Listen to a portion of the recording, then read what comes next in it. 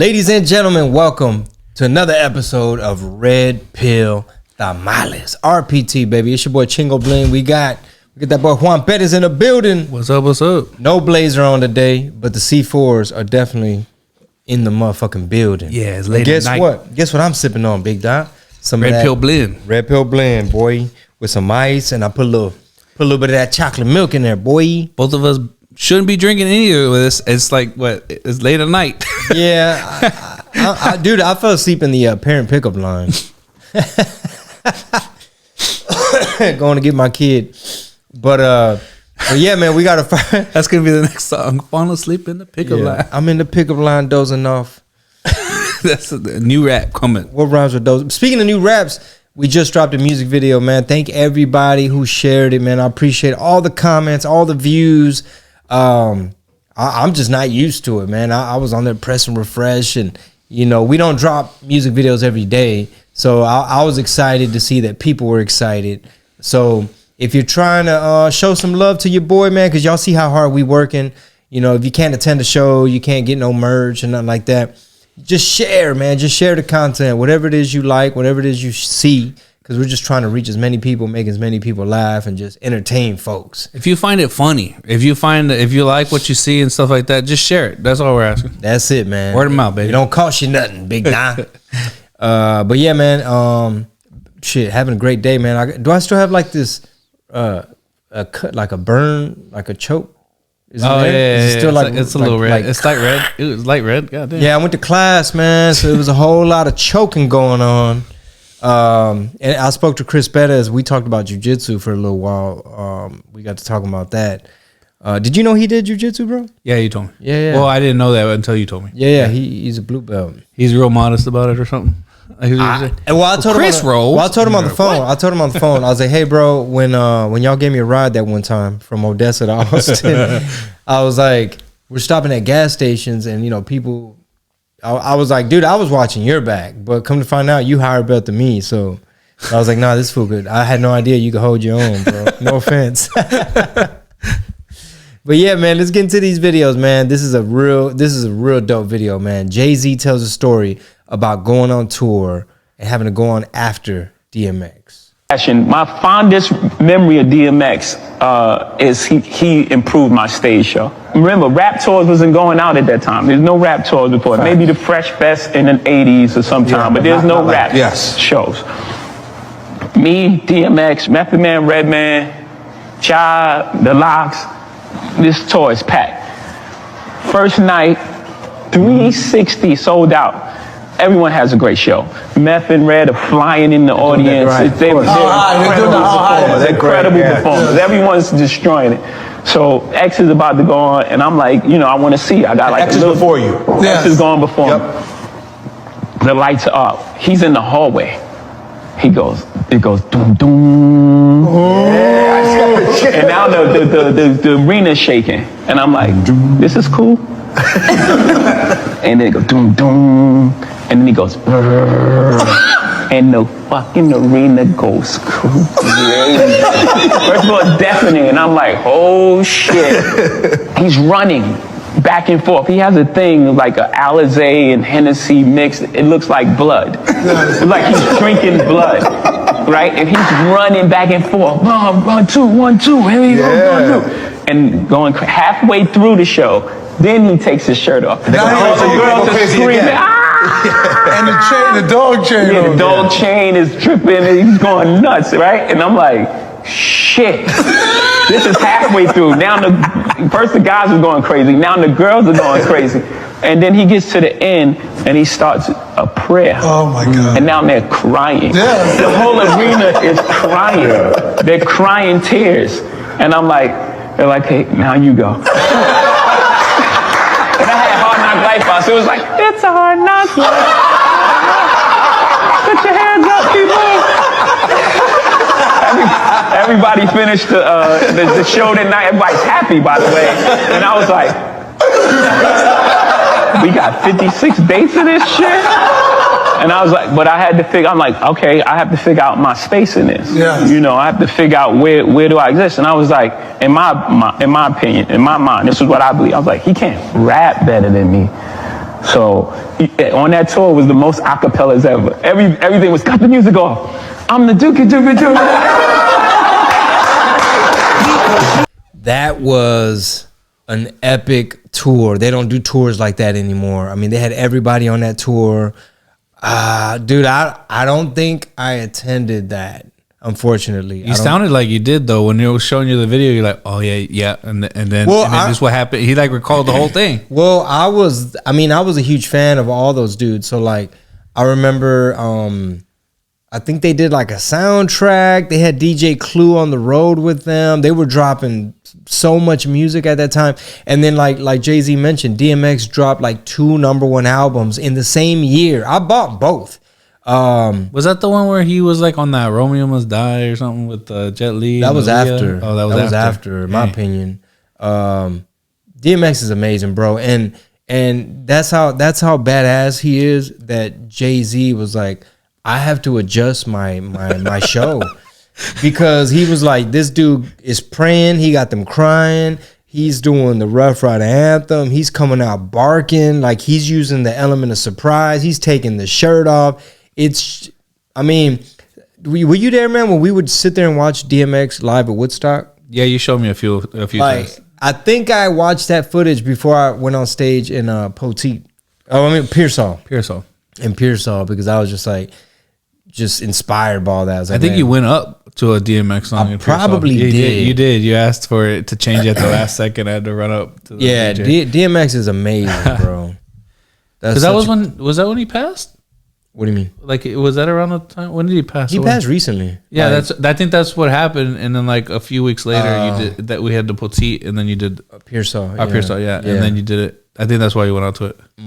Well, I don't know. It was just like relevant on my radar. But you're probably too young to have like known. You're probably like in 6th grade when these fools. When Jay-Z was having to open up. I don't think I was allowed to listen to half that stuff with my mom. I remember good thing my mom didn't speak English, bro. She didn't speak English. So I was jamming everything. Fuck the police. I was jamming all that CIA shit. Have you gone down that rabbit hole, bro? That like gangster rap was a psyop? I've seen some of it. I haven't gone too deep into it. Well, I used to be surface level about that one, where it's just like, I think it makes sense though. Like I just haven't dived into it because I was like, I don't really want to go. Well, once I think there's certain details that have arisen where it's kind of like, oh, okay, I could see how they orchestrated this shit. The more demoralization of the culture. Or well, no, not that. Well. The people who are good at demoralizing motherfuckers, they was involved in the shit. So that was added ammunition to the conspiracy. I don't want to say who specifically because y'all already see how they did Kanye when he started pointing out coincidences of who all be owning and running and calling shots. But basically, bro, like the fact that, the prison industrial complex, how just the amount of shares that the same people, I guess the same entities, almost like your Vanguard BlackRocks of today, but back then, the amount of shares that they owned in both the music industry, which shapes culture, and the prisons. And that was a big factor. Just like you can't overlook the fact. And I mean, allegedly there were like meetings. There was like a conscious effort and having to persuade record label people, like, no, give us more of this, give us some ignorant shit, and because it really does put you in a trance, bro. Like, there's some head busting ass shit that if you just make that, I'm not there anymore, but like, if you make that part of it's just your daily, it becomes like an affirmation, bro. Where it's just like. Yeah, it's just in your head. That's all you're so much. And then the frequencies, like Kanye said, he was like, man, I damn near was working for the devil with the frequencies and the energy of what we were putting out there. And you reap what you sow.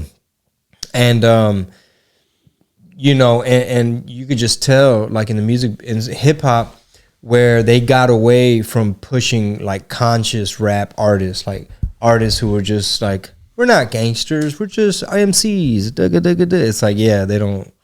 They don't put them out. They don't even have a chance. Yeah. Who do you have conscious right now? Right now, J. bro? Cole, maybe? A little bit. Yeah, I mean, because he's not out there pushing. I mean, Nas was on some fucking regular ass rap shit, like fucking New York's, bang bang, stick 'em up, Uchi Wally. So, yeah. I don't know. Maybe I'm just out of the loop, but anyway, my point is, I could see how gangster rap was just a big old fucking psyop, bro. Like intelligence agencies and shit. Like, we want to fucking manipulate the culture. And it makes you look at human beings a certain way, where it's like, we're so like malleable. You know what I mean? Like, culture can really, be transformed. If you have enough power and clout to where you can like pull the strings of certain things. Have you seen that clip? It's from some movie, but the guy says, well, what do you do when life gives you lemons? And he's like, make lemonade. He's like, no, first you copyright the seeds and then you sue the farmers after. And it's like, and then he's like, you have Apple make the new operating system called Lemon. And he's like, it's a hashtag. And it's like, I have not seen that. It's like Billie Eilish concert. Was it dope? No, that shit was lemon. And it's like, in other words, he goes through this whole intricate thing of like, no, you fucking get with De Beers and put out yellow diamonds and call them hoes lemon drops. And then like you make that the word of the summer. And then it's like basically Taylor Swift dating homeboy who's pushing the jab, the quarterback, they probably gonna go to the Super Bowl. And then Taylor Swift gonna turn around and tell you who to vote for. And it's just all a big old fucking psyop. Big old scripted ass bullshit, bro. And I'm not even high right now. He ain't even high right now. I ain't even high right now. He's on that red pill blend. You know what I'm saying? What's up? I'm high on that red pill blend. I'm high on freedom and life, bro. Yeah. Like, dude, we get to do this show. We get to say what we want to say. Most of the stuff we want to say. If you want to hear the raw, uncut, exclusivo, man, you got to hit that patreon.com/red pill tamales. You want to see the episode with Chingles really high? That's the show. Yeah, the high episodes. You want those? This public. That's premium. You get the sober. That's episode. premium. That's premium episodes right there. It's premium. Yeah. Premiere. Yep. Yeah, man. So yeah, man. So how do you feel about this Jay-Z story? I thought it was cool. I like the way so I break it down a different way. Like you saw it that way. I just saw it in storytelling fashion where I was like, oh, dude, he really told that story like almost like a damn near comedian. I was like, oh shit. He was really good at storytelling. That's what freaked me out. I was like, oh shit. Because they had all the twists and the turns and the punchlines. Yeah, and I've heard stories about Jay-Z. Like people talk about like how he's such a good businessman and stuff like that. And then you hear how well he's good at telling stories. I'm like, fuck. I mean, he's good as he's got a lot of shit. I mean, he's good at rapping. He can rap his ass off. No, for sure. I'll give him that. But just the way he told the story, it's like he's reminiscing about like, dude, I had to follow DMX. That shit was crazy. And then the punchline of like, it's a hard knock. Yeah. The voices, hilarious. Yeah, so it was interesting to see. I had never seen Jay-Z in that light before, so I thought it was a cool video. I was like, I wonder how Ching's gonna react to this. I think it was a great video. This next clip right here, I was curious how it went today when you was recording my wife for her podcast. But anyway, here's a video right here about work husbands. Oh, it's my wet wife. Oh, the infamous wet wife. Hang on, I'll introduce you. Oh, hi, hubby. Sorry, I've been to introduce you to Ellie. Oh my God, Ellie. Hi, so nice to meet you. I've heard so much about you. You too. It's nice to put a face to the name. Where's my proper good morning? Oh. What are you doing? What? Why did you kiss her? Because she's my wet wife. I'm your wife? Are you okay, Ellie? Nah, not really. You're kissing my husband. He's my husband too. He's my work husband. That's not a real thing. Well, our work marriage license would say different. You got married? Yes, I told you that. No, you didn't. How was it even legal? We just came back from a honeymoon. What are you talking about? I told you. I said we went on a honeymoon to Fiji. I thought that was a continuation of the joke. I have been nothing but transparent with you, and now I feel like you're making me out to be the bad guy. Transparent is not the word I'd use, Rowan. I even told you well in advance when we took out our work mortgage. Wait, now, so you own property together? Like, I mean, what else am I missing? Daddy! Hey, darling! Son! Son? Yeah, it's our work son. Bam. Yeah, man. So how'd it go podcasting with my wife today, bro? Went great. How great did it go? I don't know. You guys watch the episode. You let us know. Yeah.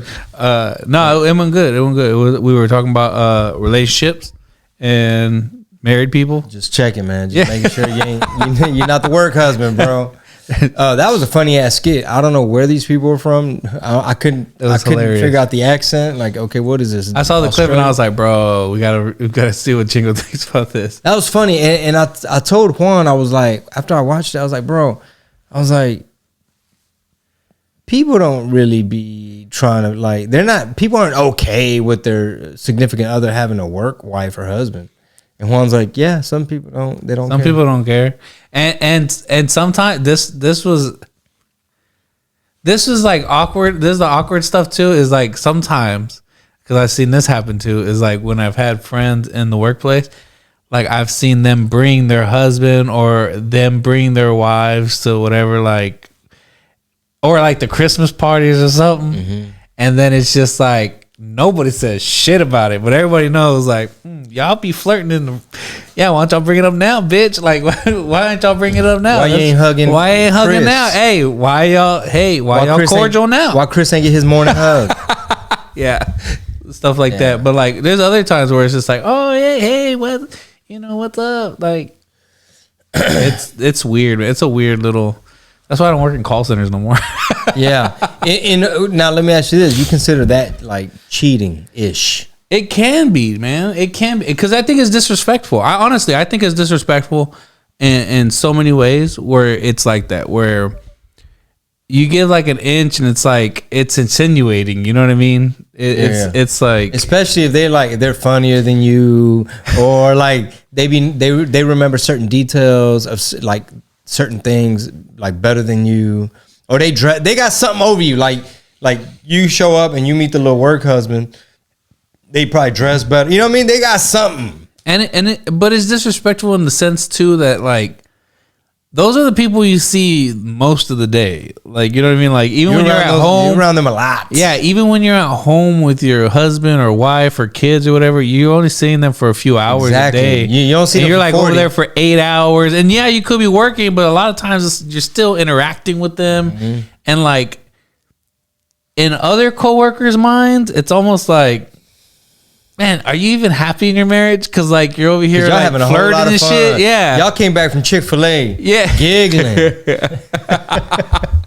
Yeah, it's very. I think it's disrespectful. I don't think people should play like that, honestly. Yeah, and some people would say like, no, that's insecure. You're being no. It's like that's literally like you're letting a foothold into your marriage where it's like it could have been cool, but then it could always turn into something quick. Not only that, hey, she must around be thinking about, oh boy, you over here trying to, you know what I'm saying? Y'all in the room, y'all in the bed, and she mess around thinking about coworker. Oh, I didn't even think about that, but yeah. Come on, man. Shoot. Come on, hey, it's cold out here, bro. He bought her Chick-fil-A today. Shit. Well, why you got your eyes closed? Who you thinking about? That's hilarious. No, you know?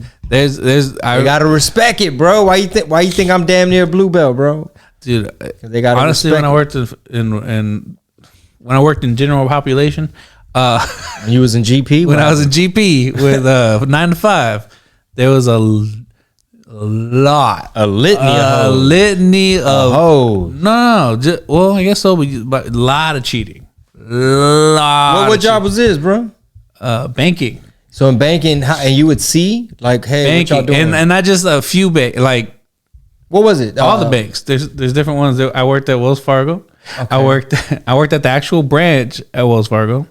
And you would see cheating. Was it tellers was cheating? A manager? Like, how could you tell? I can't break some of that down. Well, I mean, because it was a small branch. Okay, don't say who, what, I'm where. not gonna say who, what, where. I'm just saying, like, you see hand holding, or you see them hop out the same car. What do you see? Hickeys, giggling. Some stuff I can't say.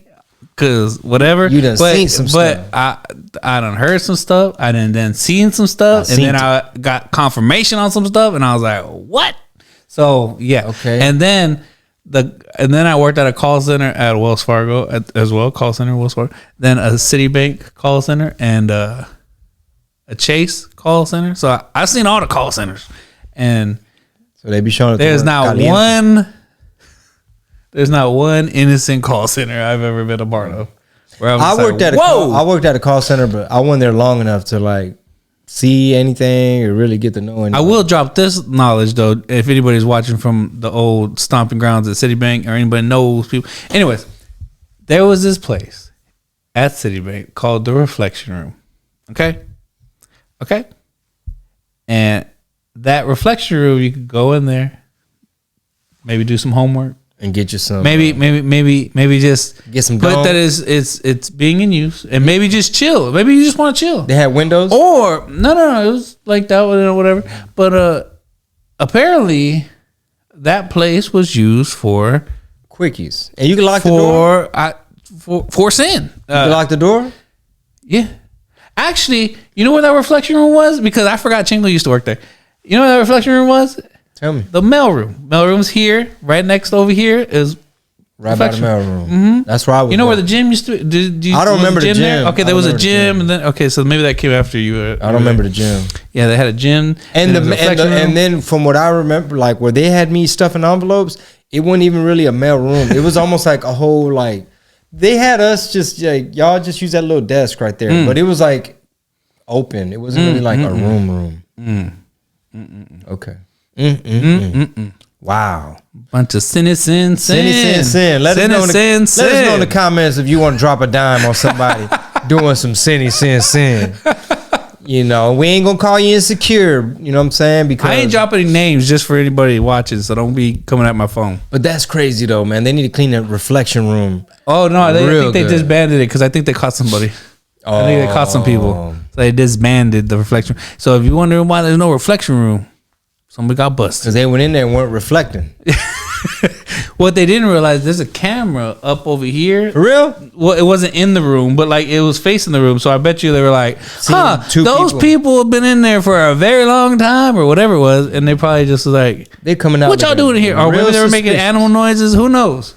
They came out looking real suspicious. Let's get into this clip, man, about insecure men versus secure men, according to this chick. Is they select wisely. They select a woman, and if she's doing behavior that's not good and they can't accept, they remove themselves. What insecure men will do is select poorly and then almost shake her to be better, like keep begging her. And that's why women start to call a man insecure, because you don't like a lot of me, but you can't leave me, so that makes you insecure. Whereas a secure man, you don't like a lot of me, you leave me. So we don't call that guy insecure. We call the guy that keeps blowing up our phone knowing that we're going to go out every weekend, keeps shouting and screaming every time we post a bikini picture, but will still be with me and still pay for dinner and all that stuff. So that's the guy we call insecure, the one that can't let go. I find it so bizarre that women will post bikini pictures and then get mad if their man likes a bikini picture. You are contributing to the same problem that you see in your relationship. You are fueling that same fire in either somebody else's relationship or your own. You are creating the same men that you don't like. The ones that are tapping like on your pictures, you're creating that as well when you're posting like that. So I think if a shit, sound like they talking about some simps on here, bro. Like, man, she was being kind of like rude to. She said we call them kind of dudes insecure and them other dudes. She was breaking it down in the sense like she's basically calling out the chicks for doing this to some of the guys, because she's saying that the women are like, there's like a tactic they use of saying like, oh, you're just insecure, like, you know, because you know my bikini pics, and you like her bikini pics and blah blah blah. It's like, now you're just toxic. Hold up, you're doing the same shit that you're over here not expecting your guy to do, but you're actually posting that. No, but I love him. It's like, bitch, you're showing your behind to the world. All this is terrible. Like, what are you talking about? Yeah. Like, and so there's a whole thing there. I saw. That's why I think, like, rule of thumb, man. Like, I mean, whatever other relationships, whatever works for y'all, whatever y'all do, that's y'all's business. But in my opinion, from the outside looking in, it just don't look right, bro. Like, if somebody's chick is out there putting out all the goodies for the world to see on social media, on the devil's platform,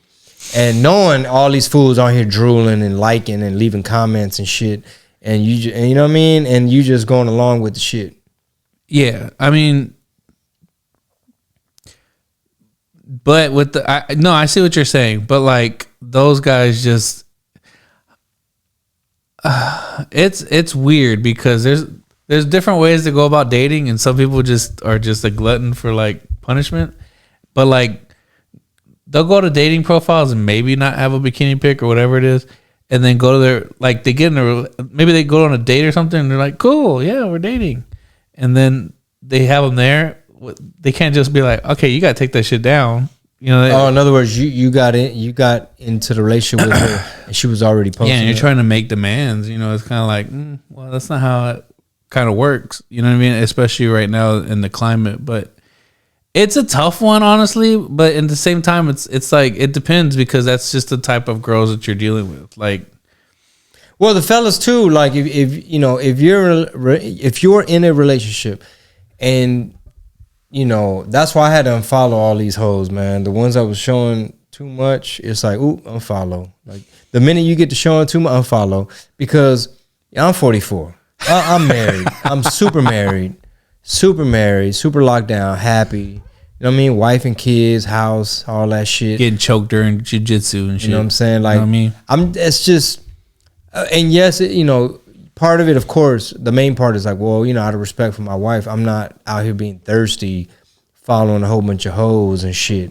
liking pics and all this type of stuff. But besides that, just in general, it's like, why am I gonna give a whole satisfaction of like, Chingo Bling be all on my page? You know what I mean? He be following me. He be trying to look at pictures and all this stuff. So I don't know. Maybe because I'm older. I mean, it's not that my libido is gone or nothing like that. That's not what I mean by older. I mean, like, it's just the wisdom and the discernment of like, that ain't even fly. You out here looking thirsty. You know what I'm saying? That's like little youngster shit. Like, I follow a whole bunch of hoes and I just be double tapping all the pictures, and that's just gonna lead you down the road of destruction, in my opinion. Yeah, I got called insecure yesterday, 2 weeks ago. Like about 2 why ago? Who? So if you're watching this, I'm not putting you on blast or anything. I'm just saying the situation what had happened. So then what had happened was talking to somebody, right? And then they were messaging back and forth, and I was like, okay, cool, maybe we go out or whatever, right? Okay. Then what did I ask? What did I ask? Shit. Why you got your booty out on the internet? Well, I have my phone recording, but no, it wasn't that. It was because she wasn't posting anything like that. It wasn't even. She was real whatever. So I was like, oh, okay, cool, whatever. And what did I ask? You asked something. No, I asked the question of. Well, I know what happened. I know what led up to. I'm just trying to remember what the initial question was. Shit. I forgot what the initial question was, but the initial question was asking a question about, like, I don't know. Do you always wear a bikini on Instagram? No, it was just a regular question, dude. I forgot. I was like, I don't know if it was like, where do you usually go, or what is something you like to do? Just a regular basic ass question. It was a general question, and they got triggered. No. Didn't get a response, so I was like, oh, okay, cool. But prior to that, there was other conversations where she had said, well, one of my exes taught me how to play the game. So that was like, yeah. She said that like a while ago. Ooh. So I was like, okay, well, that was just in the back of that was just a little in the back of the head. Just a little baby red flag. Yeah. Then there was another thing of, what was the other thing? There was 3 red flags, and I was like, oh, okay, this was the third one. The third one was the not response, so there was the game one, and then prior to that there was the what was the other? Some about I'm generally bored, like most of the time. Like she's like, oh, I'm bored. I'm watching this. I'm watching. I was like, oh, okay, so you don't really have a lot of extra time to do stuff. So then when she didn't respond, I was like, oh, so she didn't respond. Either she's not interested or she's talking to somebody else. So I picked that up, right? Oh, and then the other one. How you gonna be bored but you're not replying? The other thing, no. The other thing, the other red flag too. The other red flag was, that's a whole bunch of red flags, bro. Well, do they listen to RPT? I don't fucking know. I'm just throwing this out there. So for y'all's entertainment. And then the other red flag, was when I initially asked. So like, because she kept sending me like memes or something, and I was like, oh, okay, blah blah blah blah blah blah. And then I asked her, I was like, are you single? Like, I don't like. I asked her, I just straight up asked, and I like, are you single? Are you dating somebody? Are you talking to somebody? And she said, I'm single. Like, but she waited like a whole 2 days before and I was like, wow, that was the slowest reply, whatever. So, but again, I wasn't trying to talk like that. Yeah. Then she finally responded like 2 days later.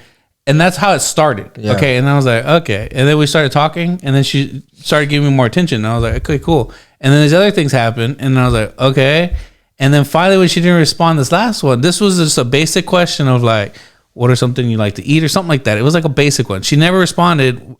She waited about 24 hours, 25 hours. It sounded like she waited a day after every response. Well, no. The other times she was fine. Then all of a sudden she waited a day. So I was like, oh, okay. So this is either she's talking to somebody else, or she's trying to see what kind of hoops she can make you jump through. Whatever. I don't know. But so let me see how thirsty this motherfucker. So this is where I got called insecure. So I waited 24 hours. I literally watched, and I was like, okay, that's 24 hours. I give her one more hour. Because I was like, after that, this bitch canceled. I was like, all right, she already has 4 flags. Bitch, you on hour 23, bitch. And you just went 24 hours, and I asked you a basic question. So it's then your third flag. My next thing was, so how many guys are you talking to? That was my question. Because at this point, I'm like, okay, so she's always bored, but then she said she was single. She avoided the other question. She just said single. And then she's like, you know, she's where not doing you meet this person at? So she was on my thing. She kept sending me fucking memes, and I was like, cool. Oh, and like so DMing you. Yeah, so I was like, okay. And so then I said, how many guys are you talking to? And she goes, oh my God, that's the most insecure question. Who asked that? And I said, I do, because I'm literally asking and you're dodging the question now. So I go, I just tell you. She goes, too many. And then I go, okay, cool. So let me do you a favor and let me, what did I say? You're going to have one less dude? No, it was something like, let me do you a favor and I'm going to go ahead and exit out of that so you don't have to worry about it. And she goes, oh my God, you ask me stupid questions, I'm going to give you stupid answers. And I go, you only reply to the stupid questions. She goes, yeah, so it was a back and forth, but it wasn't anything crazy. I was literally I go, I'm not mad or anything. I was literally just asking you so that I don't waste my time, and you're over here wasting time. And she's like, what? Because I go, you literally told me you were bored most of the time, and now you're like, doesn't respond. She don't know about Dr. Juan. Yeah. So then she don't know about the red pill space. She's like, who would ask that question? I go, I did. And she goes, that's a very insecure question. I go, no. The question was not insecure. The insecure would be like me not being secure enough to tell you straight to your face, how many guys are you talking to, and calling you on your bullshit. If I were insecure, I would have not said anything in hopes to like try to sleep with you, get on a date or anything. I'm literally telling you, no. We're going to stop talking now. Like that's it for me. It's luxury chilling. Yeah. Dude, who done gave me the advice? Fuck you mean. Fuck so, you. This ain't no middle of the mall chilling. Yeah, so I was like, no, I'm basically stating a fact. Like, this is what happened. This is how it played out. And I told you I'm not going to go into that. So that she loved it. She's like, oh my God, you're so cutthroat. So that I can be good with your time and my time. And we're not doing anything. I've never met anyone like you. It's Chile for the soul, dude, baby. I thought it was hilarious because I was just like, all right, lady. I was like, okay, whatever. And she like, but I was like, wow. Like anywhere before, I would have been like, no, I'm not being insecure. But I was like, wow, like this is literally the people I'm like dealing with right now. Like these people, like that's how they do it.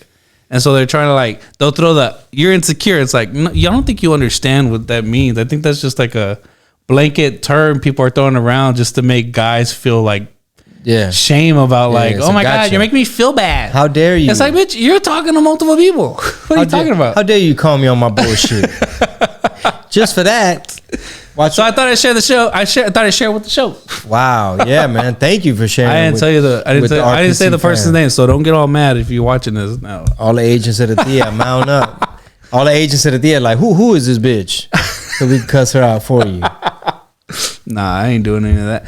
It was literally just like, oh, she keeps sending me memes. I'm proud of you, though. That was gangster. Theo, I'm going to tell Theo Hoover about I'll show you the messages after. How you handled it. Hilarious. And this is all via DM or cell phone text? It was a DM. And then oh, no, these were texts. Yeah, it had converged from DM to text. Where does person live, bro? You allowed to say this state? I ain't saying nothing. Is it far? Okay. No, it ain't far. It's in the state. Oh, okay. It ain't no fucking other country. I'm not no fucking passport, bro. All right. Freer, Texas. Christmas party. By deduction, I'm just gonna guess Freer, Texas. Man, bro. Meet us in Freer. That's so interesting, bro. Like you went straight red pill space on that lady. Look, I be doing some investigation work for you guys, all right? Trying to get the man on the streets. Man. That happened. You literally had to call a bitch out. That happened. That's interesting, bro. That's like right on time with that particular clip. Speaking of time, we good? Yeah, we're good. Because we got some other stuff might be a little bit too deep for this public episode. We'll go to the last one. What was the last one? The Charlemagne thing? Yeah. You want to talk about that or no? Oh, we'll do it on the next one. Okay, yeah. Sorry, well, guys. Hey, it's all good. Hey, if you want to hear more convo, you want to hear about those? Patreon.com/. We talking with Vic. Who we talking about? Yeah. With Vic. We talking about P Diddy. We talking about some other stuff. Yeah. So y'all come see it. Come pull up. You know what I'm saying? And if you trifling, you know what I'm saying? Quit calling people insecure. All right, this concludes RPT, man. We'll see you next time. Patreon.com/Red Pill Tamales. Much love. Sas.